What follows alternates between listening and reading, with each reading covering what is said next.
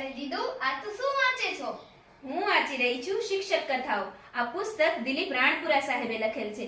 આજે મારે તમને આ પુસ્તક વિશે ટૂંકમાં વાત કરવી છે કે દિલીપ રાણપુરા સાહેબ પોતે વ્યવસાય શિક્ષક હતા અને તેમણે પોતાના સમગ્ર શૈક્ષણિક કાર્ય દરમિયાન વિવિધ ગામોમાં તેઓ ફર્યા છે અને આ સમયગાળા દરમિયાન તેઓ ઘણા બધા શિક્ષકોના સંપર્કમાં આવે અને બસ એ જ અનુભવ અને રસપ્રદ વાતોને તેઓએ આ પુસ્તકમાં લીધેલ છે કે શિક્ષક એક આગિયો કઈ રીતે હોઈ શકે. શિક્ષક એ માત્ર પોતાના વર્ગ કાર્ય પૂરતો જ સીમિત નથી, સાથે સાથે તેની સામાજિક જવાબદારી શું હોઈ શકે એ પણ આ પુસ્તકમાં તેમણે લીધેલ છે. શિક્ષકની સામાજિક જવાબદારી વિશે પણ આ પુસ્તકમાં ખૂબ સુંદર રીતે વાત થયેલ છે.